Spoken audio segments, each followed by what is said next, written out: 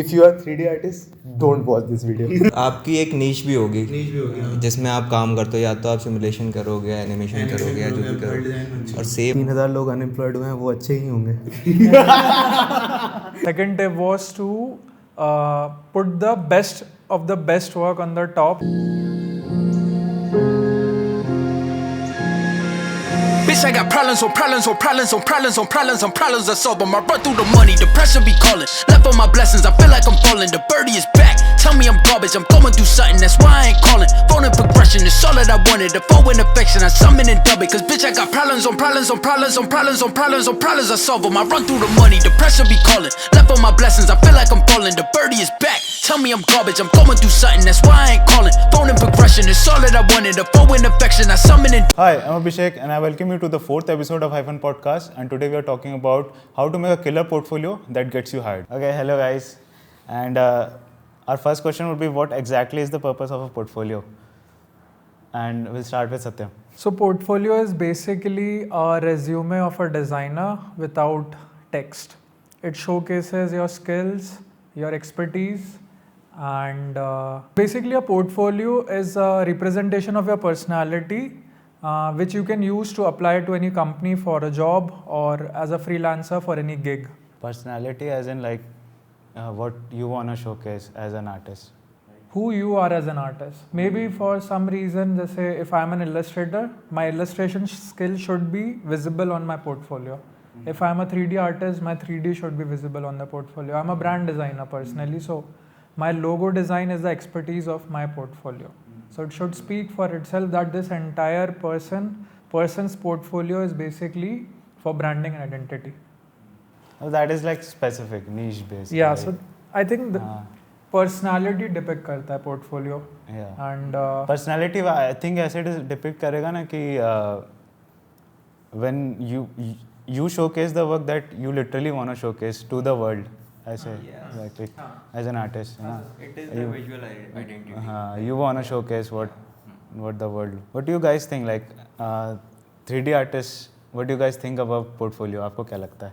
Start with Aniket. Portfolio basically वही है कि अगर आपको जॉब लेना है कहीं पे भी, तो आप पर्टिकुलरली अपना जितना भी work through out the years आपने किया है उधर आप शोकेस कर रहे हो कि ये काम या फिर ये वर्क इस फील्ड में मान लो जैसे आपने अगर इलस्ट्रेशन पे काम किया है, इलस्ट्रेटर पे काम किया है, तो आप दिखा रहे हो कि आपने ये इलस्ट्रेशंस बनाए. अगर आपने 3D वीडियोस बनाई है तो आपने ये 3D वीडियोस बनाई हैं, तो वो सब एक पर्टिकुलर स्पेस पे रखा जाता है ताकि सामने वालों को आप प्रेजेंट कर पाओ कि इतना वर्क मैंने किया है और मैं ये मेरे पास ये सारी स्किल्स हैं जो कि आप सामने वालों को प्रेजेंट कर सको at the time of interview.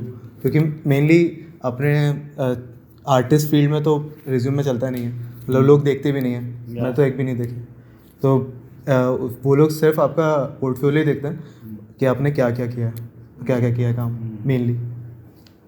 Main portfolio यही है. आई थिंक पोर्टफोलियो का मेजर जो काम रहेगा वो यही रहेगा कि do you know how to do this stuff. हाँ, है ना, मतलब लिटरली अगर कोई इवैल्यूएट करेगा बैठ के पोर्टफोलियो तो वो यही देखेगा कि भाई आता कितना है इस बंदे को, देखो जरा. और लिटरली वो बंदा 2 से 3 वीडियो से ज़्यादा नहीं देखेगा. हाँ, ऑफ कोर्स. अगर वो अच्छी नहीं हुई तो मेक श्योर कि सबसे ऊपर अच्छी best of the best work बनाएंगे. और रेज्यूमे तो कोई देखता भी नहीं है, उसमें क्या लिखता है किसी कुछ नहीं पता. कुछ भी लिखते हैं लोग. जब अपने को इंटरव्यू लेना रहता है. हाँ, तो रेज्यूमे के लिए मतलब पोर्टफोलियो एक अलग चीज़ हो गई for an artist. Portfolio is something which showcases their skills and resume is something which showcases their achievements, sort of certificates and अभी तक आपने क्या क्या किया. yeah. So sort of written data and this is the visual data. So we can let's go to the second question. How do you guys make a killer portfolio? कैसे बनाएंगे? Let's start with Satyam. For 2D, like specifically 2D. Irrespective 2D, 3D, killer portfolio should definitely have. पहले तो ये decide करना रहता है कि आप पोर्टफोलियो खुद के लिए बना रहे हो या एक स्टूडियो के लिए बना रहे हो या फिर एक कंपनी के लिए बना रहे हो. If it's an agency like us, the portfolio needs to showcase the diversity of services जो हम ऑफर कर रहे हैं, and it needs to be delivered in a way कि कोई भी सर्विस किसी दूसरी सर्विस के साथ क्लैश ना करे, and it shouldn't look के ये इसमें बेटर है और इसमें नहीं, इसका काम कम दिख रहा है. इट शुड बी लाइक कि डिज़ाइन भी अच्छा है, एनिमेशन भी अच्छा है, and it should be the best of both worlds. And Now to make a killer portfolio, you definitely need to do work first. काम ही नहीं है तो दिखाओगे क्या? So that is important. अगर काम नहीं है दिखाने के लिए तो you need to do passion projects जो कि आप किसी भी AI जनरेशन स्पेसिफिकली GPT से एक ब्रीफ जनरेट करके उसके अराउंड आप पूरा प्रोजेक्ट बनाओ. उस प्रोजेक्ट को ऐसे प्रेजेंट करो कि वो रियल वर्ल्ड क्लाइंट को आप सेल कर सको, and then you can use that as a portfolio for applying on jobs और anywhere else. But you need to have work to showcase like since day one. ऐसा नहीं होना चाहिए कि क्लाइंट वर्क ही नहीं किया, काम ही नहीं किया तो मैं दिखाऊं क्या. कोई बात नहीं, नाइकी पसंद है, नाइकी के लिए ड्रीम प्रोजेक्ट बनाओ, uploaded on internet and see how it goes. Feedback लो या. एंड फॉर द बिगिनर ऐसा ज़रूरी भी नहीं कि आपको टॉप नॉच एकदम क्वालिटी देख के बनाने की हो भाई, ऐसा एकदम पीक पे तो होना चाहिए आपके पास. और कभी कभी ऐसा होता है आप बहुत अच्छा बना दोगे तो क्लाइंट को लगेगा ये बहुत ज़्यादा चार्ज करेगा. वो अगर फ्रीलांस बेस पे अगर बनाए, जैसे जॉब लगानी किसी को, जैसे वी रिसेंटली हायर्ड ध्रुव, सो उसका portfolio was a bit different, that's why he got hired actually. So Dhruv, what did you do? पहले मैं जानना चाहूँगा कि क्या अलग था. तो वही बताओ क्या अलग था. मैं क्यों बताऊँ, आप बताओगे. बताओ. So majorly हमारा जो एजेंसी है it focuses more on animation in sci-fi and 3D, and we used to blend virtual realities with hyper realistic CGI animation. And when he approached us, इसको हमने assignment दिया था to make a car animation in a cyberpunk world, जो कि इसने बहुत अच्छे से बना के nail किया था with the lighting and texturing and everything. And it went well. मतलब अगर वो हमारी प्रोफाइल में जाती है तो nobody can tell कि हम में से किसने वो वीडियो बनाई है. So it matched our expertise and that's why he got hired. मतलब this is your first job, तो तुमने कैसे डिसाइड किया कि मैं ये रेज्यूम मैं अपने Behance पे ये प्रोजेक्ट अपलोड करूँगा तो I'll get hired? नहीं, मैंने Canva पे. हाँ. जब मैंने पोर्टफोलियो बनाया था तब मतलब मैंने ये सोचा नहीं था कि मतलब ऐसा हाइफन का देख के जाऊँगा कि इसी में अप्लाई करना है. मैंने सिर्फ बना लिया और कैनवा जो मेरे को मतलब मैं पहले इलस्ट्रेशन करता था तो थोड़ा ऐसा डिज़ाइन के बारे में कि थोड़ा पता है कि कैसा अच्छा दिखता है, कैसे गंदा दिखता है और कैसे मतलब अच्छे से प्रेजेंट करो अपने काम को. तो वो मैंने देख के अपना पोर्टफोलियो बनाया था और उससे मेरे पास मतलब 3D मैंने स्टार्ट ही करा था उस टाइम रिसेंटली. तो कुछ 4-5 महीने मतलब मैंने 3D मॉडल्स बनाए थे, वो मेरे पास थे. लेकिन 1 महीने पहले मेरे को मतलब टाइम कम था कि मेरे को इस टाइम पे मेरे को ये जॉब लेनी है. तो 1 महीने के अंदर मैंने 1-2 रील बनाई, फिर उसको मैंने ऐसे मतलब डाल दिया कि मैं इसी की वजह से जॉब लगेगी मेरी, ये सोच के मैंने डाला. फिर इंटर्नशाला पे मैं अब देख रहा था बहुत सारे इंटर्नशिप, तो वहाँ तो किसी का रिप्लाई आता नहीं मुझे पता है. तो मैं वहाँ जाके कंपनी का मेल उठा के वहाँ को उधर से कोल्ड ईमेल किया. तो मैंने पहले हाइफन को कोल्ड ईमेल किया पहले, फिर मैंने वेबसाइट खोली तो मेरे को पता चला मैं इनको शायद कहीं ना कहीं तो देखा इन लोगों को. तो मैंने उनको मेल किया तो इनका रिप्लाई आया, फिर इंटरव्यू हुआ, फिर मैं इधर. ध्रुव ने क्या कहते हैं कि उसके जो अच्छे एनिमेशन थे ना जो उसने लेटेस्ट में बनाए थे उसने ऊपर रखे थे, सारे ऊपर रखे थे. फिर नीचे इलस्ट्रेशन वर्क था और थोड़ा बहुत नहीं, बस इलस्ट्रेशन था नीचे और ऊपर सारे जितने भी अच्छे एनिमेशन थे वो रखे थे. कुछ भी फालतू नहीं था उसके अंदर कि जो चीज़ अच्छी नहीं लग रही है या उसने हाँ सारा पॉलिश वर्क ही डाला था जो सिर्फ अच्छा दिखे. तो इस वजह से वो आई कैचिंग था. मेन पोर्टफोलियो यही रहता है कि सामने वाले को अगर स्टार्टिंग की 2 चीज़ें भी अच्छी दिखे ना तो वो स्क्रॉल थ्रू करेगा वरना छोड़ देगा. बेसिकली उसको वो दिखा दो जो एग्जैक्टली वो देखना चाह रहा है. हाँ सिंपल है, अगर आपको अच्छा नहीं लग रहा तो सामने वाले को भी नहीं लगेगा. So let's go to the next question, and I was gonna ask कि भाई how do you make a good 3D animation reel? So Mohit handles our animation वाला section. So what do you think? How can someone make a good looking reel, and specifically to animation like 3D animation? Two D animation like so अभी मैंने recently 2-3 reel बनाई है. ज़्यादा कुछ नहीं किया था. उनमें एक सिंपल सा इम्पैक्ट वाला पॉइंट डालते हैं जो आपके म्यूज़िक के साथ सिंक कर दो आप, और आपका जो विजुअल्स रहेगा वो ओवरऑल थ्रू आउट बहुत अच्छा होना चाहिए. जो जैसे ही आपका म्यूज़िक ड्रॉप होगा या फिर जो भी आपके दिमाग में है आप उसको SFX के साथ इस तरीके से बनाओ देख के कि जो आपका जो विजुअल है वो म्यूज़िक के साथ इम्पैक्ट करे और बंदे को याद रहे सामने वाले को कि उसने क्या बनाया और कैसा बनाया। So do you like add sort of view port वाले सेक्शंस को दिखाना चाहिए कि फाइनल लाइटिंग रेंडरिंग सीक्वेंस वाले, क्योंकि आई थिंक जो मेजर जो सेक्शन है फॉर एनिमेशन वो वाला ऐसा होना चाहिए कि आपके कंट्रोलर्स दिख रहे हैं अच्छे से, कंट्रोलर्स जो कैरेक्टर के वो कंट्रोल डिपेंड करता है। अगर आपको वीडियो पोर्टफोलियो में अगर आपको अपनी स्किल्स दिखानी है तो आप व्यू पोर्ट के जो की फ्रेम्स हैं और जो उसके कर्व्स हैं वो दिखा के शोकेस कर सकते हो। एक टाइप का शो ऑफ हो गया वो, बट हाँ वो आप कर सकते हो वीडियो में। मतलब शो ऑफ तो नहीं बोलूँगा, because we want that job ना, we are craving for that job, तो अपन कुछ भी करेंगे कि वो बंदा देख के वो को मतलब सामने वाले को भी पता चले कि ये बंदे ने कुछ किया है वीडियो में, मतलब उसको देख के समझ में आ रहा है कि ये चीज़ इसने स्पीड रैम 3D में ही करके दी है। बट इससे लेजिटिमेसी भी आती है। आई गेस अगर आपने कुछ गलतियाँ करी हो तो एक लीड आर्टिस्ट तो ऐसे ही पकड़ लेगा अगर वो की फ्रेम देख रहा है। बट अगर वो आपने ठीक से छुपा दी हो बाद में तो वो भी ऐसा अपलॉडिंग मैं बोल रहा हूँ लीड एनिमेटर जो अगर if someone is in the industry for more than like 10 years ना, they can literally spot the sort of things that you have done, जो तुमने हैक्स यूज करे हैं या तुमने कुछ भी गलतियां करी हैं, बट वो तुरंत देख लेते हैं। That will be uploaded, like कि अगर आपने छुपा दिया है हाँ तो ठीक ही है ना।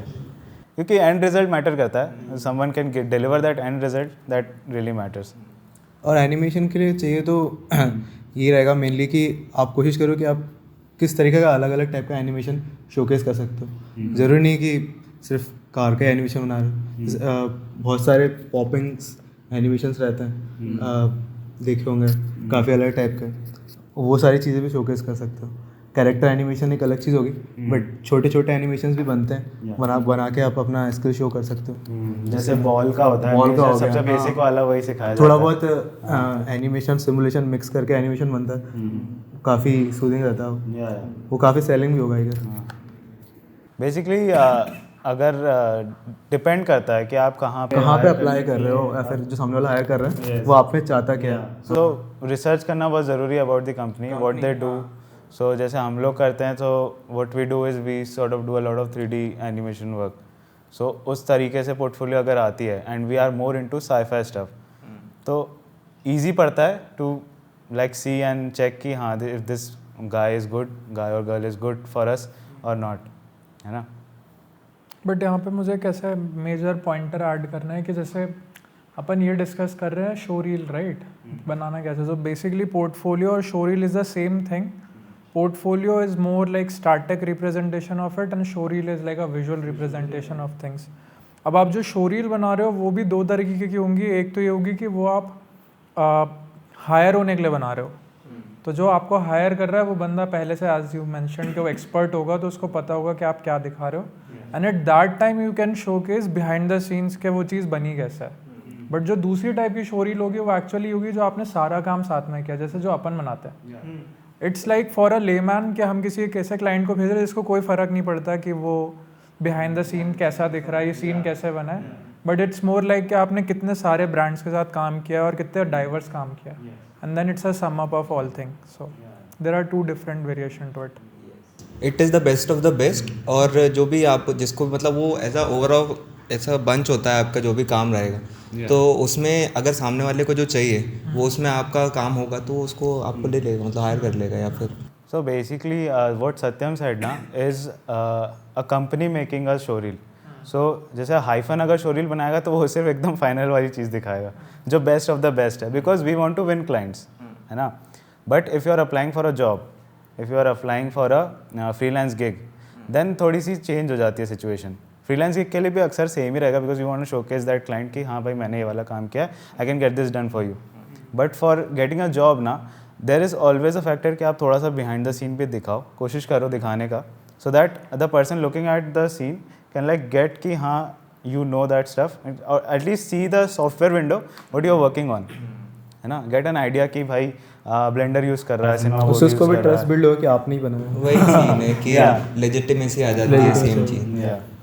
एंड जैसे उस दिन मैं सुन रहा था about I was watching Already Been Chewed, the founder of Barton Damer, and he said कि most of my clients don't even know कि this is CGI, they thought कि भाई ये लाइव एक्शन फुटेज है सो इसलिए वी एंड ही सेड कि इसलिए we started giving breakdowns and that's why we showcase our viewports and cut out करके भी हम लोग दिखाते हैं, जानबूझ के दिखाते हैं, so that our clients also understand कि this is not live action, we made this in a software, this is not something that we really shot. So what do you guys think about it? मतलब हाँ मतलब जैसे अभी मैं एक video देख रहा था, उसमें उन लोगों ने CGI बनाया था एनिमल्स का. तो उन लोगों को जब अपने इंडिया में पासेस होते हैं ना कि सेंसर बोर्ड के पासेस, तो जो सेंसर बोर्ड था वो लोग यकीन नहीं कर रहे थे कि ये CGI है. तो उन लोगों को behind the scene viewport दिखाना पड़ा कि ये CGI है, हमने रियल में कोई एनिमल हार्म नहीं किया या फिर कोई भी रियल एनिमल यूज़ नहीं हुआ. तो ज़रूरी है एज अ एजेंसी, उसको भी ज़रूरी पड़ गया. तो है वो सारी चीज़ें ज़रूरी. और बिगिनर के लिए ऐसा जो बंदा अप्लाई कर रहा है जॉब के लिए, उसके लिए भी इम्पोर्टेंट ही है वो थोड़ा बहुत. ये नहीं कि मतलब एकदम व्यू पोर्ट दिखा रहा हो. हाँ बीच बीच में एक आध स्लाइड आपने मास्किंग करके साथ में दिखा दिया कि हाँ ये वाला पार्ट ऐसे क्रिएट किया था viewport. This will be the next question कि I want ask you guys कि कितना लंबा होना चाहिए एक show reel? What do you guys think? मैं पुराने वाले पॉइंट में क्वेश्चन में एक चीज़ ये ऐड करना चाहूँगा कि पहले आपको ऐसा कुछ बनाना पड़ेगा जिसके लिए आप ब्रैग कर पाओ कि दैट आई ओन इट. तो पहले तो दिखाने के लिए कुछ बहुत ऐसा किलर होना चाहिए आपके पास, देन आप बैकग्राउंड और बाकी चीज़ें दिखाओ. Getting back to the question, कितना लंबा शो रील होना चाहिए? That depends. मतलब एजेंसी 1-2 मिनट का बना सकती है आई गेस, है ना? नहीं, for someone who's looking to get hired in an agency or in a VFX I house. guess 1 minute is enough. 1 or 1.30 second is enough. 1 minute is enough I think, क्योंकि आपके पास इतना काम ही नहीं होगा आप और आपकी एक नीश भी होगी जिसमें आप काम करते हो, या तो आप सिमुलेशन करोगे, एनिमेशन करोगे, या जो भी करोगे, और सेम काम आप कितना ही दिखाओगे, आपको बेस्ट भी दिखाना है उसमें भी. तो और अलग अलग वेरिएशन भी और ये दिखाना भी है है. कि आप ऐसा नहीं कर सकते कि आपने 2 साल पुराना या 3 साल पुराना काम आप दिखा रहे हो. नहीं दिखा सकते हो अगर वो अच्छा है, बट वही है ना कि आपकी नीश होगी. प्रेफर नहीं करते कंपनीज, प्रेफर नहीं करती. मतलब अगर आप कंपनी से अप्लाई करोगे तो वहाँ लिखा रहता है कि 6 मंथ और 1 ईयर, इससे ज़्यादा ड्यूरेशन का काम शो रील में या फिर पोर्टफोलियो में हमें नहीं चाहिए. मतलब चाहिए ही नहीं. मतलब इफ़ यू हैव डन ऐसा कुछ काम जो बहुत अच्छा है हाँ, जरूर प्रेजेंट बस smart you have to present it smartly. मतलब ऐसा है कि जो कंपनी में बंदा आपको हायर करने बैठा है उसको आपका काम देख के पता चल जाए कि ये काम आपने कब किया था और ये वाला जो वर्क है जो आपका कब किया हुआ, उसको समझ में आ जाएगा कि भाई ये चीज़ बहुत पहले की हुई है. डिफरेंस आ जाता है क्योंकि 1 साल में बहुत डिफरेंस है. बहुत डिफरेंस है. साल भर भी नहीं हुआ है. महीनों में बदल देते हैं आदमी हम. ऑल्सो 2025 चल रहा है तो रिटेंशन स्पैन कम हो गया, तो I think 30 seconds to 1 minute is like a sweet spot. जो आपका रील हो, पर्सनल या शो रील हो, it should be good to go. Because of the retention 30 think about it कि भाई आपको उसमें अच्छा कंटेंट भी दिखाना है, ब्रेकडाउन भी दिखाना है, स्किल्स भी दिखानी है, एक्सपर्टाइज भी दिखानी है. और जो आपको हायर करने वाला है उसको हुक करके रखना है पूरे टाइम. 30 सेकंड की रील अगर आपकी अच्छी है तो वो बैठ के 1 मिनट देखेगा. नहीं है तो फिर वो आप भूल जाओ. वो 5 सेकंड में चला जाएगा. So how do you balance like personal projects versus client or studio projects within your portfolio? This will be our next question. Satyam? Okay so हमने जब स्टार्ट किया था तो हम लोग सिर्फ पर्सनल प्रोजेक्ट्स ही करते थे because we were pretty unknown. और हमें कोई भी हम 3D के लिए तो हायर नहीं करता बिकॉज हमने कुछ किया ही नहीं था. और neither job, neither client work, neither freelance gig और anything. But over the time हम लोग जब कंसिस्टेंटली 3D के पर्सनल प्रोजेक्ट डालते रहे तब सोशल मीडिया पे somebody approached us कि can you design an album cover for me. And that's where it started. जब हमें समझ में आया कि हम इस स्किल को मोनेटाइज कर सकते हैं. And that's when we realise कि मतलब पर्सनल प्रोजेक्ट्स तो ठीक है but we have to also start taking client projects so that we can leave our jobs and switch का फुल टाइम टू दिस. और हमने 50-50 बैलेंस बना के रखा कि हम अपलोड भी करते रहें और एट द सेम टाइम हमें काम आता रहे. देयर आर डेज जहाँ पे काम नहीं आता था बट उस टाइम पे हम अपने पर्सनल प्रोजेक्ट्स रुकने नहीं देते थे, हम पोस्ट करते रहते थे. एंड स्टिल टुडे अभी हमारे पास टीम बड़ी हो गई है तो हम थोड़े से पर्सनल प्रोजेक्ट कम कर चुके हैं because we have a lot of content to showcase. इसलिए हम पर्सनल प्रोजेक्ट्स कम डालते हैं, but we are more focused on client projects, and so that's the balance. So it will change over time, but starting में I think personal projects definitely 90 to 10% का ratio होना चाहिए, and then you can switch it like 10% personal and 90% client work to make a living out of it. Of course, you don't have an experience, तो आप personal project ही डालोगे. हाँ, और अगर से आप 3 ईयर 2 ईयर वर्किंग बंदे हो तो आप क्लाइंट वर्क पे फोकस करो दिखाने, क्योंकि वो आपको एक ट्रस्ट बिल्ड करेगा सामने वाले पे कि इसने प्रोफेशनल वर्क्स किए हैं, सारे के सारे खुद के पर्सनल वर्क नहीं है, तो वो आपको ज़्यादा वो देगी, क्या कहते हैं, लेजिटिमेसी. आपको ज़्यादा लेजिटिमेसी देगी आपके पोर्टफोलियो में, पोर्टफोलियो शोरूम में. ऐसा बोल, it's like a testimonial of your work. तो अगर आप 2 ईयर 3 ईयर वर्किंग प्रोफेशनल हो तो you have to make sure कि आपका क्लाइंट वर्क आप ज़्यादा शोकेस कर रहे हो, क्योंकि उससे एक ट्रस्ट बिल्ड होगा सामने वाली कंपनी को कि आपने प्रोफेशनल वर्क्स करें, ताकि सारे प्रोफेशनल वर्क्स भी करें अपने पर्सनल प्रोजेक्ट्स के साथ. ठीक है. What are the common mistakes artists make when they organize their portfolios? पुराना खराब काम डाल देते हैं. मतलब आपको हो सकता है कि अच्छा लग रहा हो, या फिर बहुत सारी मेहनत की हो इसको बनाने में, है कि हाँ यार उस पर मैंने पूरा 1 महीना बैठ के काम किया है, ये काम तो अच्छा है, बट हो सकता है कि वो आपको काम किए हुए 3 साल हो गए.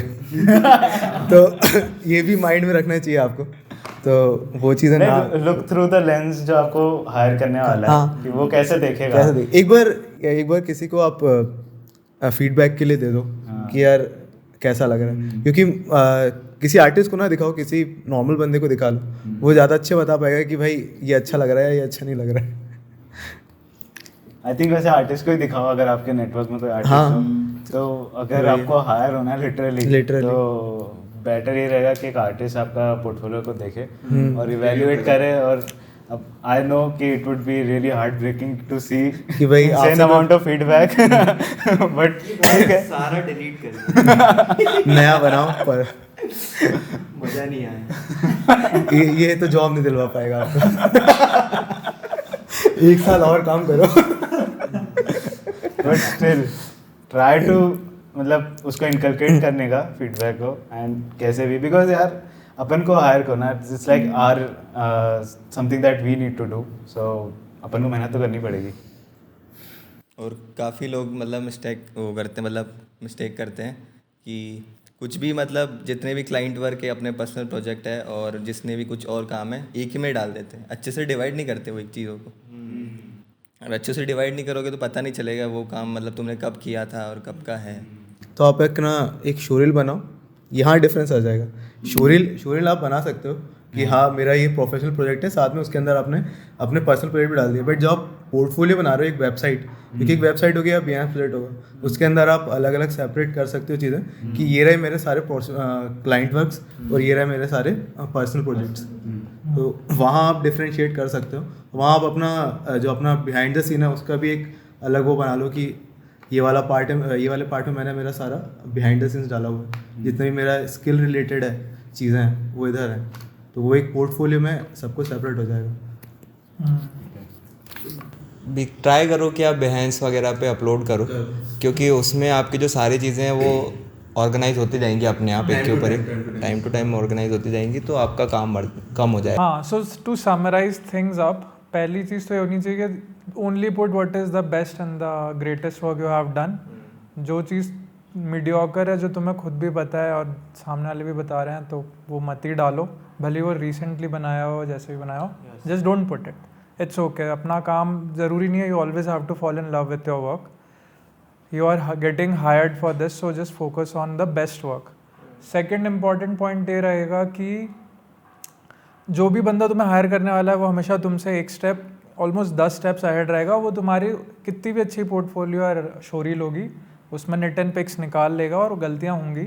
Try to invest time and make the best what you have for the time being, like the skills you have, और जो भी बेस्ट आउटकम तुम उससे निकाल सकते हो उस पर फोकस करो.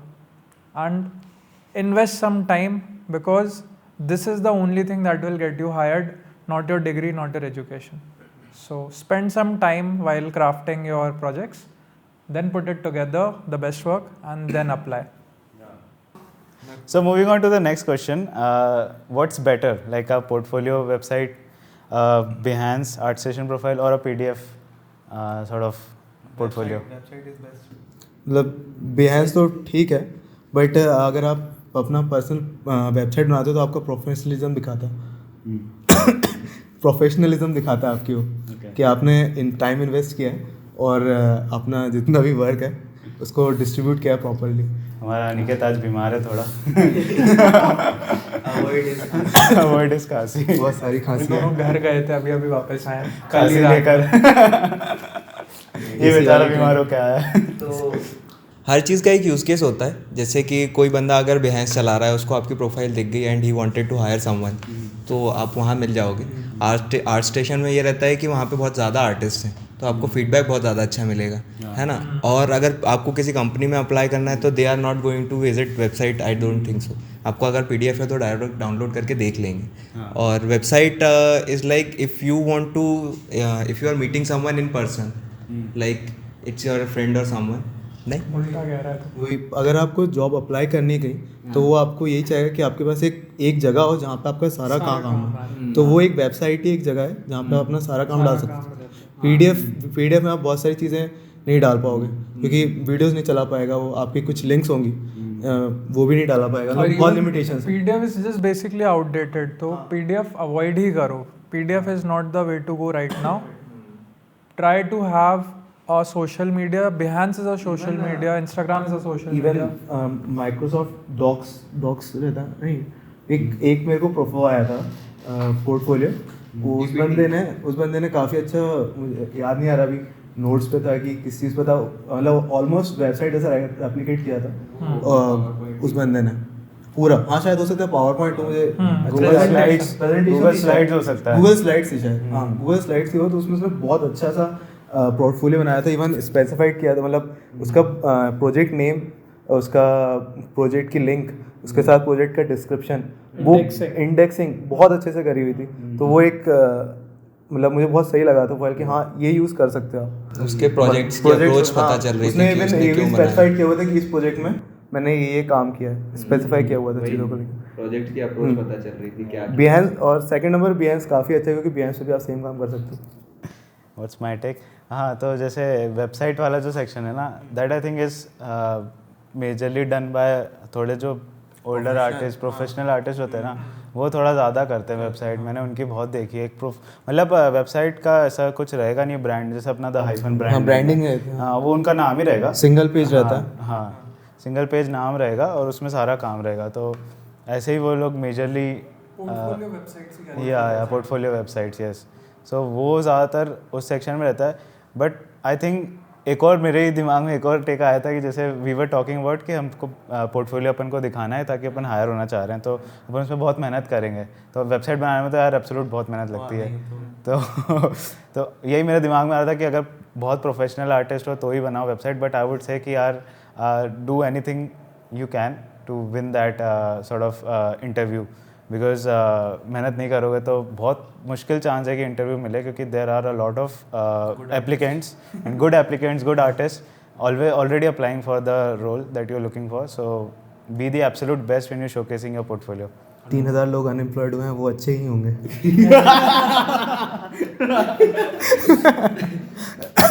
आप वेबसाइट बनाने के लिए AI की मदद ले सकते हो. उसमें आप थोड़ा सा रिसर्च करोगे तो आपको 2-3 AI मिल जाएंगे, जिसमें आप थोड़ा सा फीड करोगे तो AI से आपका वीडियो वो. इवन लाइक विक्स और स्क्वायरस्पेस जैसे प्लेटफॉर्म में जो रेडी टू क्लिक टेम्पलेट्स रहते हैं, जैसे have to upload your photos videos, और वो फ्री ऑफ कॉस्ट आपको URL भी दे देता है. To apply the job you don't need to buy a domain और अ होस्ट. इवन मैंने एडोबी का भी देखा, वो Adobe ने भी बट वो start चार्जेस कर करते हैं. Behance का ही रहता है. हाँ, Behance का पोर्टफोलियो वर्जन रहता है वो. कैनवा भी it's the same thing, free रहता है. कैनवा भी एक उसको URL में कन्वर्ट करके सबको एक PDF वेबसाइट वाली वर्जन बना देता है. बट अगर ये तरीका नहीं करना है तो आई वुड सजेस्ट सबसे ईजी तरीका रहेगा राइट नाउ, सिंस 2025 में video is the major source of content and everyone is like watching videos all the time. तो तुम अगर एनिमेटर हो तो मोस्ट प्रोबेबली तुम्हें After Effects, Premiere Pro basics तो आते ही होंगे, कटिंग चॉपिंग. तुम अपने सारी चीज़ों को स्टिच करके एक वीडियो कन्वर्ट करो, उसी में अपने बारे में बायो अपना फ़ोटो ऐड करके, अगर किसी को कुछ पढ़ना हो तो they can always pause the video and watch it and even the work and the behind the scenes. एक सिंगल वीडियो एक MP4 फाइल यूट्यूब पर अनलिस्ट करके डाल दो and it should do for you. You don't need PDF and all website, वो थोड़ा intermediate और pro level का काम हो जाएगा, बट PDF अवॉइड करो and video should be the basic, like minimum इतना तो होना ही चाहिए। क्योंकि क्रिएटिविटी ऑलवेज वर्क्स, क्रिएटिव होना ही चाहिए। मतलब जो भी है पोर्टफोलियो बिहाइंड या जो भी, वो आपका जितना क्रिएटिव देखेगा उतना ज़्यादा लोग सोल्ड होंगे उस चीज़ पर। ग्राफिक डिज़ाइनर के लिए हायर कर रहे थे या 3D के लिए, शायद ग्राफिक डिज़ाइनर भाई लोगों को बहुत अच्छा वो दिया था उन लोगों ने, क्रिएटिव था भाई, देख के लग रहा था वाह भाई क्या इतनी मेहनत तो भाई लोगों ने इस पर की हुई है। ग्राफिक डिज़ाइनर्स ही थे क्योंकि हाँ वो एक्सपीरियंस था शायद। तो एक ही क्वेश्चन इसमें तो नहीं है, बट अभी ये एकदम उड़ता उड़ता आया मेरे को कि जैसे अपन अभी बात कर रहे थे about different portfolios and different styles of portfolios. तो जैसे अभी डीनेग है या जैसे उसका सिमिलर वेटा है, टेक्निकलर बंद हो गया सैडली, बट पूरा बंद नहीं हुआ ना, पूरा बंद हो गया, पूरा बंद हो गया, all the studios are dead overall the world सारे।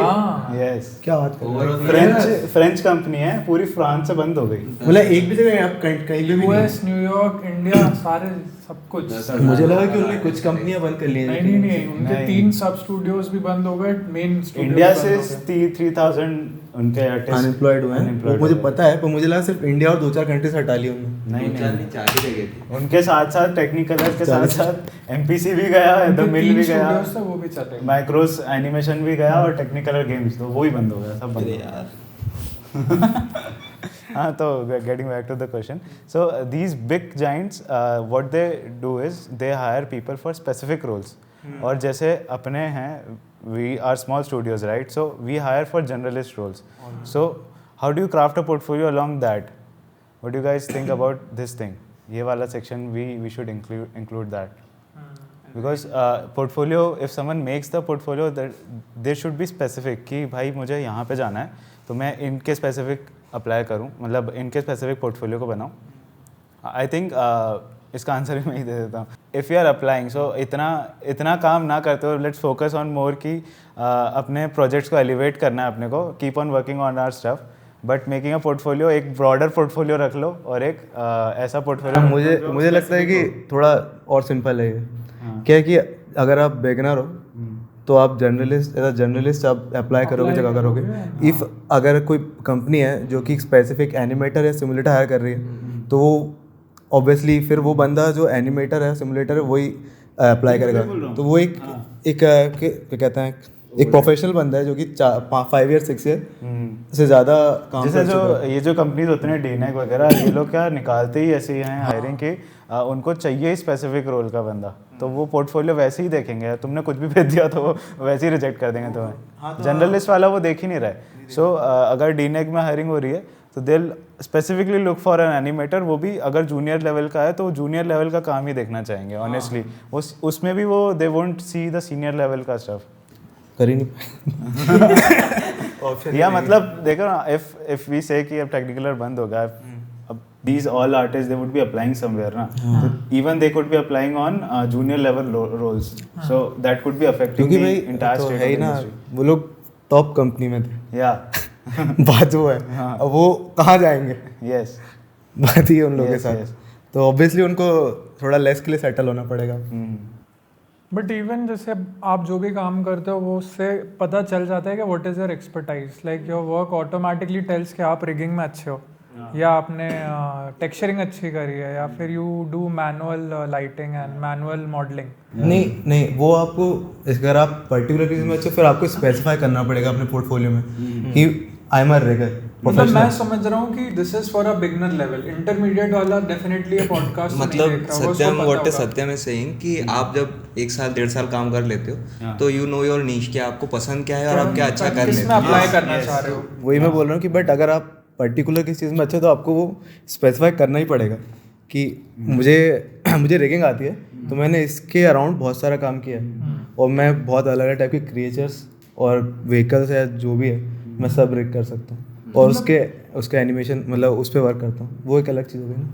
वही मैं कह रहा हूँ, मतलब बिगनर लेवल पे इट्स मोस्टली जनरलिस्ट पोर्टफोलियो और showreel will work, but sorry फिर चलता हूँ, बिगनर लेवल पे जनरलिस्ट शोरील और portfolio will only work, but अगर आप इंटरमीडिएट और इससे ऊपर जाते हो देन डेफिनेटली आप बहुत डाइसेक्ट करके स्पेसिफिक अपनी स्पेशलिटी की बिकॉज नाउ यू नो कि what you want to pursue आगे करके। थोड़े समय के बाद आप भी किसी स्पेसिफिक कंपनी में ही अप्लाई कर रहे हो तो you should make the specified portfolio to apply. हाँ, क्योंकि वो हायर भी आपको उस चीज़ के लिए करेंगे, क्योंकि बहुत सारी जो बड़ी कंपनियां हैं वो जनरलिस्ट आई गेस हायर भी नहीं करते, वो स्पेशलिस्ट हायर करते हैं, वो आपको बैठा के शायद सिर्फ सीन डिज़ाइन ही करवाया, मॉडलिंग करवाया। हायरिंग बहुत रेयर होती है, तो if you want तो you can go for a generalist role कि I can do everything for, and then once there is a vacant position then you can jump into it within the company. Yeah, within the company itself, yeah. मैं तो there are two things to it, मतलब मैंने एक LinkedIn में post देखा था कि a 3D artist not everything, rigging, animator, cinematographer, sorry, sort of lighting artist, texturing artist, there are specific roles for specific people, वो लोग specialist होते हैं उस चीज़ में, that's why there is a team involved in every single 3D project, it's not sort of a thing जो एक single artist कर लेता है। मतलब हो सकता है कि मोस्ट ऑफ द टाइम जो जॉब्स आपकी निकल रही हैं वो आई इस तरफ है कि we want a rigging artist, we want a animator, we want a FX artist. हाँ, तो आपको अगर आपको थोड़ा बहुत भी आता है तो आप अपनी पोर्टफोलियो और शोरील उस हिसाब से थोड़ी सी एडजस्ट करके आप वो भी कर सकते हो, क्योंकि at the end of the day आपको तो जॉब चाहिए। और कैसे मिले कैसे, हाँ सही बात है। और ऑल्सो अगर आप मतलब थोड़े टाइम तक अगर आप सिर्फ पर्सनल प्रोजेक्ट्स भी कर रहे हो तो आपको समझ में आ जाता है कि आपको स्पेसिफिकली अच्छे हो और आपको किस चीज़ में जॉब चाहिए, तो you only filter the jobs that you are looking for. जैसे अगर मुझे कंपोजिटिंग पसंद है तो मैं सिर्फ कंपोजिटिंग की जॉब ढूंढूंगा और I won't apply to a modelling job और a FX job, so it will save your time and there's also. Okay, let's jump into the next question. So, how often should designers and animators update their portfolio? Who's gonna go? मैं बताऊँ? जब भी आप नई नौकरी ढूंढनी हो, नहीं ऐसा नहीं। प्रोफेशनल आंसर वुड बी कि every year I guess 1 year should be a sweet spot, because उस टाइम पे आप कुछ सीख भी लेते हो नया और आप बहुत सारा काम भी कर लेते हो, तो वो आप अपडेट करोगे तो बेटर रहेगा। We are missing one thing. So, even if you are in a job, some companies let you do the freelance work. So, now answer this question. Still I'm gonna say 1 year is a sweet spot, क्योंकि because आप हमेशा बैठ के portfolio पे work तो नहीं कर पाओगे। You need a specific time and mindset. Portfolio update करने के लिए कुछ अपडेट भी होना चाहिए तो आपको पहले काम तो करना ही पड़ेगा ना। अभी मेरे पास काम है ना कि 1 साल कि मैं कुछ करूं तो वो भी एक scene. You're thinking too hard, क्या? साल भर भी इज लाइक अ लॉट। अगर आप एक जॉब पे स्टिक कर रहे हो तो then only, I don't think you need to update your portfolio when you are in a job, but if this portfolio gets you freelance work then you have to keep on updating. फिर doesn't matter 1 साल की बात है, 2 महीने की बात है, फिर तो जब आपने नया काम किया just update it, and that's why website comes in handy, क्योंकि आप अपने नए प्रोजेक्ट्स को ऊपर कर सकते हो and you can just update it as it is. तो वही 2 डिफरेंट चीज़ हो गई ना। अब अपन स्टोरील की बात कर रहे हैं या पोर्टफोलियो की बात कर रहे हैं, 2 चीज़ें हो गई ना। अभी जब हम पहले बात कर रहे थे अपन स्टोरील के बारे में बात करते हैं, मैं क्या पोर्टफोलियो के बारे में बात कर रहा हूँ, तो ये थोड़ा स्पेसिफाई करना पड़ेगा बोलते टाइम पूरा अपना डिस्कशन पोर्टफोलियो में। हाँ, वही कुछ समझ में आया कि अपन थोड़ी देर पहले स्टोरी के बारे में बात कर रहे थे, इसमें बोला कि पोर्टफोलियो के बारे में बात करेंगे। पोर्टफोलियो जब नया काम अपडेट कर दो, हाँ, ये होता है पोर्टफोलियो मुझे लगता है रेगुलर होता है, तो फिर एक वेबसाइट बना ही लो। वेबसाइट बना लो, Behance बना लो यार, आर्ट स्टेशन बना लो, वो भी अच्छा ही है। Art station also works. Showreel आप थोड़े टाइम में अपडेट कर सकते हैं, but I guess portfolio update करते रहनी पड़ेगी। रेडी टू मेक वेबसाइट्स रहती हैं, nobody sees your website in this industry, तुम्हारा काम देखेंगे, so focus on your work rather than के वेबसाइट कितनी अच्छी दिख रही है। जस्ट अ ब्लैक बैकग्राउंड, उसमें आपका काम, बड़ा सा नाम। और अगर आपको वेबसाइट डिज़ाइनर के लिए नहीं अप्लाई करना है तो until unless तब तो वेबसाइट एकदम। This video is not for UI UX people, you can leave. ये स्टार्टिंग में डाल देना जो भी एडिट कर रहा है। अबे ऐसा डालना क्या कहते हैं, if you are 3D artist don't watch this video. Okay, let's wrap this discussion up. And with this last question, what one tip you guys would give to someone struggling to put together their portfolio? Let's start with the youngest one in our group. Improve your work guys. अपने काम को अच्छे से present करो, portfolio update करो. एक tip दे दे. नहीं चल रहा. हो गया ना, बस दे दी 3 टिप. अब मैं जा रहा हूँ. Keep the best work on the top. That's it. So one tip I would give is to make your showreel really small, like 30 seconds to a minute long. Even not more than 30 seconds nowadays. So मेरा tip ये है कि portfolio बना लो. खत्म कर लो. अगर शुरू कर रहे हो तो ख़त्म कर लो. तो एक टिप ये रही कि पोर्टफोलियो बना लें, क्योंकि अगर आप सोचते रहेंगे तो आप सोचते ही रहेंगे, कभी पोर्टफोलियो नहीं बना पाएंगे. As a working professional, आपको शायद टाइम ना मिले. आप सोचोगे अब मैं बैठता हूँ और आप अपनी खुद की एक शोरील बनाऊँगा, या पोर्टफोलियो तो दूर की बात है, शोरील बनाने भी नहीं बैठ पाओगे. तो अगर आप वर्किंग प्रोफेशनल हो तो बैठो, उस चीज़ को लेके कर लेना चाहिए. मेरा प्रो टिप ये रहेगा कि invest time in your portfolio, क्योंकि पढ़ाई लिखाई और सब अपनी जगह, ये वो चीज़ रहेगी जो आपको पैसे ला के देने वाली है. So just put the work and invest your time, make the best out of your skills and then only apply for jobs, वरना यू विल फील फेलियर. ये उन लोगों के लिए जो कि कॉलेज में जाके पढ़ रहे हैं सब.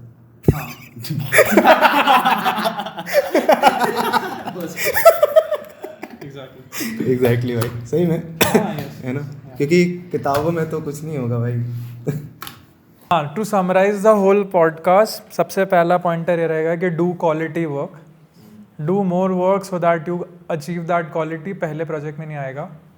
Second tip was to put the best of the best work on the top rather than उसको बाद में रखने के लिए कि नहीं मैं लास्ट में बचा के रखूँगा. नहीं, जो सबसे बेस्ट है पहले ही मार दो सामने वाले को. Third tip is to keep it short, simple, sweet and on point. Fourth tip Let's get on with it. is just to finish it off. Just complete your portfolio. Don't overthink. यार अभी थोड़ा और करना है. Yeah. नहीं. And when you are doing all these steps, make sure you invest your time, energy, and skills that you have learned, and make it worth watching. bye bye. अब तेरे ऊपर ही. Bye.